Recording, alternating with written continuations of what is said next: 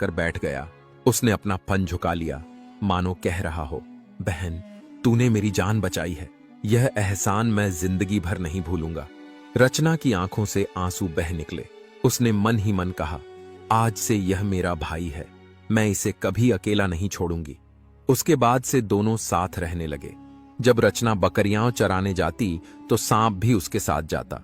वह बकरियों को इधर उधर जाने से रोकता और उनकी रक्षा करता। गांव वाले हैरान रह जाते। धीरे धीरे गांव वालों ने सोचा कि अब रचना की शादी कर देनी चाहिए। सबने मिलकर उसका विवाह रामकिशोर नाम के युवक से तय किया। शादी का दिन आया। पूरा गांव उमड़ पड़ा। ढोल नगाड़ों की आवाज, गीतों की गूंज, सजे हुए मंडप, चारों ओर खुशी का माहौल था।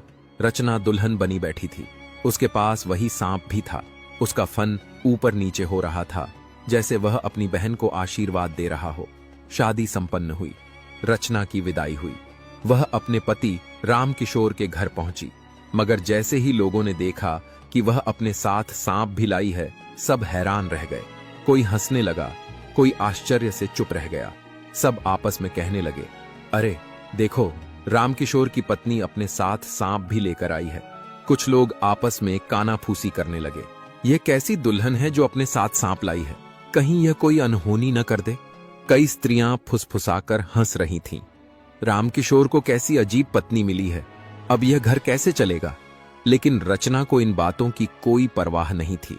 उसके लिए वह सांप कोई साधारण जीव नहीं था, बल्कि उसका भाई था।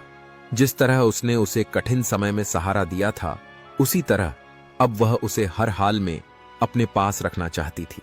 रामकिशोर ने जब यह सब देखा तो भले ही क्षण भर को आश्चर्यचकित हुआ, मगर उसने अपनी पत्नी से कुछ नहीं कहा। उसके मन में रचना के प्रति स्नेह था और वह जानता था कि उसकी भावनाएं सच्ची हैं।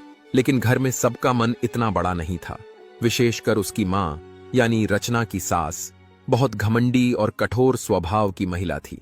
शादी के बाद शुरुआती कुछ दिन तो उत्सव और हलचल में बीत गए। घर में रिश्तेदार आते, गाना बजाना चलता, पकवान बनते।